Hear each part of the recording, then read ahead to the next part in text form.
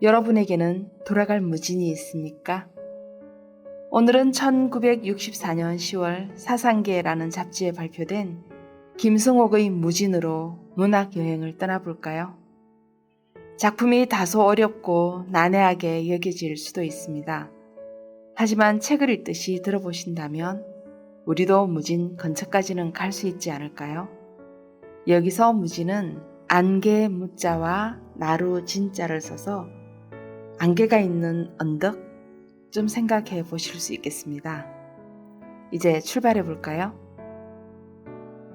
그는 버스가 산모퉁이를 돌아갈 때 무진 10km라는 이정비를 보았습니다. 무진은 안개가 명물인 도시입니다. 아침에 일어나면 밤 사이에 진주해온 적군들처럼 안개가 무진을 삥 둘러싸고 있는 곳이지요. 손으로 잡을 수 없으면서도 그것은 뚜렷이 존재했고 사람들을 둘러쌌고 먼 곳에 있는 것으로부터 사람들을 떼어놓았습니다. 안개, 무진의 안개, 무진의 아침에 사람들이 만나는 안개, 사람들로부터 해를, 바람을 간절히 부르게 하는 무진의 안개, 그것이 무진의 명산물이 아닐 수 있을까? 34세의 윤희중은 그렇게 생각했습니다. 버스는 들컹거리며 시골길을 갔습니다. 그는 나이를 먹으면서 무진을 떠났고 서울에 살면서 몇 번 무진을 찾았습니다. 그때마다 무진은 그에게 도피처여 안식처였습니다. 서울에서의 실패로부터 도망쳐야 할 때이거나 무언가 새 출발이 필요할 때면 그는 무진으로 안개처럼 스며들었습니다. 다른 어느 곳에서도 하지 않았던 엉뚱한 생각을 무진에서는 아무런 부끄럼 없이 거침없이 해내곤 했는데 무진에서는 그 모든 것들이 용납되었습니다. 무진은 거의 어둡고 눅눅했던 골방에서의 공상이나 불면 등 어둡던 청년 시절이 흔적처럼 남아있는 곳이었습니다. 어머님의 산소에 다녀온다는 핑계를 대고 무진에 며칠 동안 계시다가 오세요. 주주총회에서 일은 아버지하고 저하고 다 꾸며놓을게요. 신선한 공기를 쐬고 그리고 돌아와 보면 제약회사의 전무님이 되어 있을 거 아니에요? 아내의 속삭임이 버스와 함께 덜컹거렸습니다. 드디어 6월 하순의 강렬한 햇빛을 받은 무진이 모습을 드러내기 시작했습니다.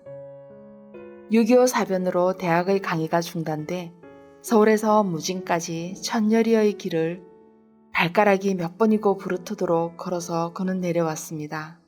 기차를 놓쳤기 때문이죠.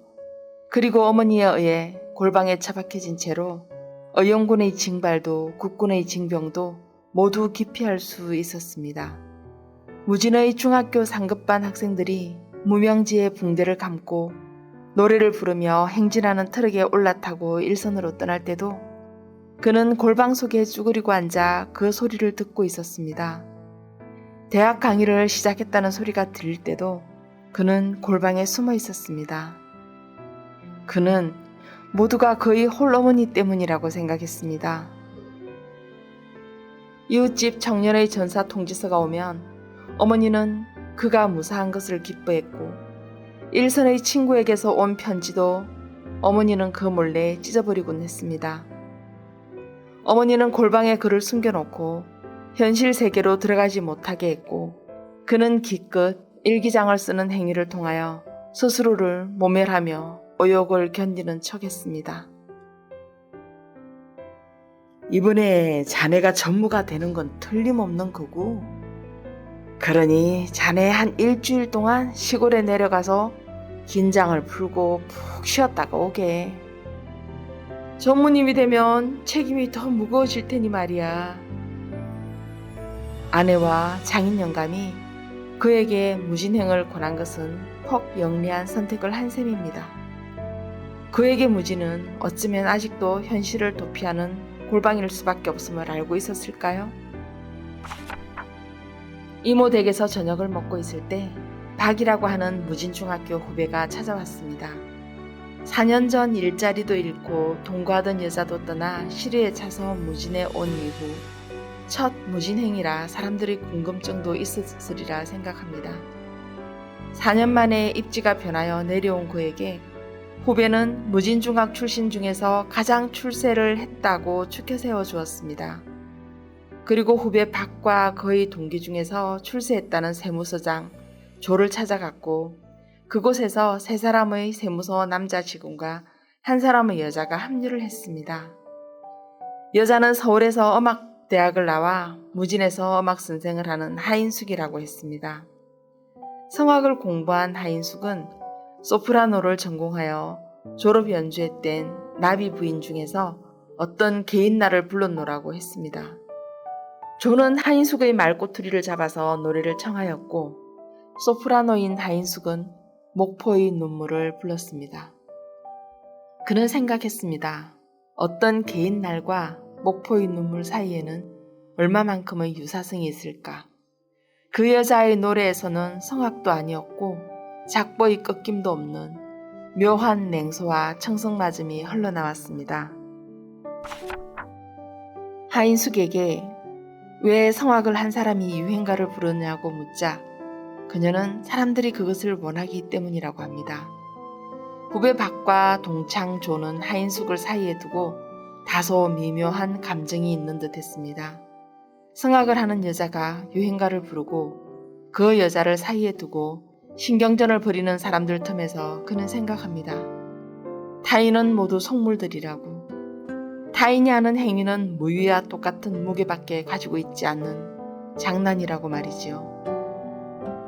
앞으로 오빠라고 부를 테니까 절 서울로 데려가 주시겠어요? 하인숙은 자신을 서울로 데려가 달라고 그에게 애원합니다. 무진은 책임도 무책임도 없는 곳이라며 그녀는 그에게 떠나고 싶다고 매달립니다. 빼기 좋고 돈 많은 과부를 만나 결혼한 그는 운이 좋은 사람이었음을 인정하고 있습니다. 하지만 단지 쓸쓸함에 대한 얘기를 나누다가 그리 된 것은 아니지만 그와 그녀는 사랑을 나누었습니다. 그것을 윤희중은 이렇게 표현했습니다. 나는 그 방에서 여자의 조바심을 마치 칼을 들고 달려드는 사람으로부터 누군가 자기의 손에서 칼을 빼앗아 주지 않으면 상대편을 찌르고 말 듯한 절망을 느끼는 사람으로부터 칼을 빼앗듯이 그 여자의 조바심을 빼앗아 주었다. 그리고 관계가 끝난 후 하인숙은 느닷없이 서울로 가지 않겠다고 했습니다.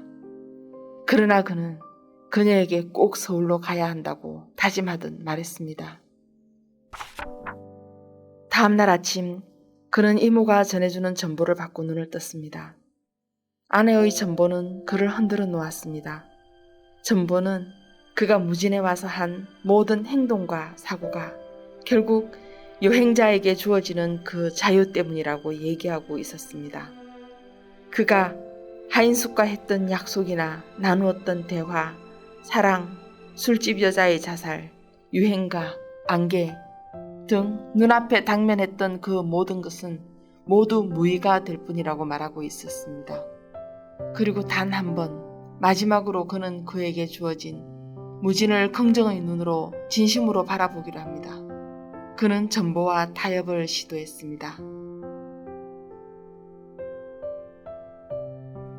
나는 거기 내 새끼손가락을 걸어서 약속한다. 우리는 약속했다. 그러나 나는 돌아서서 전보의 눈을 피하여 편지를 썼다. 갑자기 떠나게 되었습니다. 찾아가서 말로써 오늘 제가 먼저 가는 것을 알리고 싶었습니다만 대화란 항상 의외의 방향으로 나가버리기를 좋아하기 때문에 이렇게 글로써 알리는 것입니다. 간단히 쓰겠습니다. 사랑하고 있습니다. 왜냐하면 당신은 제 자신이기 때문에 적어도 제가 어렴풋이나마 사랑하고 있는 옛날의 저의 모습이기 때문입니다. 저를 믿어주십시오. 그리고 서울에서 준비가 되는 대로 소식 드리면 당신은 무진을 떠나서 제게 와 주십시오. 우리는 아마 행복할 수 있을 것입니다. 쓰고 나서 나는 그 편지를 읽어봤다. 또 한 번 읽어봤다. 그리고 찢어버렸다. 덜컹거리며 달리는 버스 속에서 나는 어디쯤에선가 길가에 세워진 하얀 팻말을 보았다. 거기에는 선명한 검은 글씨로 당신은 무진을 떠나고 있습니다. 안녕히 가십시오. 라고 씌어 있었다. 나는 심한 부끄러움을 느꼈다.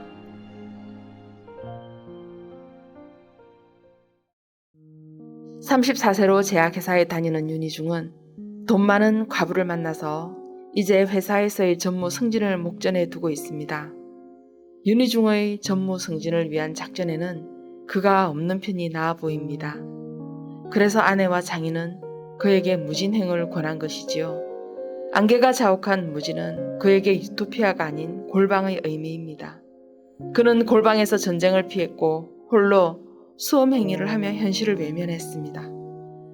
그는 무진과 어울리지 않는 음악선생인 하인숙을 만나 하룻밤 사랑을 하고 서울로 데려가겠노라는 무모한 약속을 합니다. 그러나 아내의 전보를 받는 날 하인숙에게 썼던 편지를 지우고 도망치듯 무진을 빠져나옵니다. 그는 심한 부끄러움을 느낍니다. 무진은 이 세상에 없는 곳입니다. 그가 꿈꾸던 상상 속의 유토피아도 아닙니다. 현실과 이상의 괴리 속에서 도망치며 숨어들던 은밀한 비겁의 도시일 수 있습니다. 1960년대를 대표하는 작가 김승옥은 서울 1964년 겨울을 통하여 현실과 이상이 괴리된 시대를 날것으로 드러냅니다. 그해 서울의 겨울, 낯선 산에 셋이 술을 마시다가 한 사내의 죽음을 목격하지만 그들은 모른 채 하고 아침이 되자 헤어집니다. 개인만이 남은 익명의 도시, 서울과 청년 시절이 박제되어 있는 현실 도피의 공간인 무진 사이에서 34살의 윤희중은 어떻게 살아야 하는 것일까요? 한국 문학의 신화적인 인물인 1960년대의 작가 김승옥은 사람들은 왜 객지에서 실패하면 고향으로 돌아가고 싶어하는 것일까? 귀소 본능이란 인간의 삶을 결정하는데 뭔가 크게 작용하는 요소가 아닐까? 라는 의문에서 이 작품을 썼다고 합니다. 1964년에 발표된 무진기행은 발표 당시에도 그랬지만 아직까지도 감수성의 혁명이 낳은 최고의 작품으로 인정받고 있습니다. 이청준의 병신과 머저리에서는 1960년대인 동생을 병신 머저리라고 합니다. 1960년대를 관통하는 키워드는 무엇이었을까요? 안개, 비겁함, 두려움, 차가운 도시화, 그리고 청년의 부끄러움을 담보로 한 무진일까요? 그 시대는 그래도 부끄러움을 아는 시대였습니다. 다음 시간에 뵙겠습니다.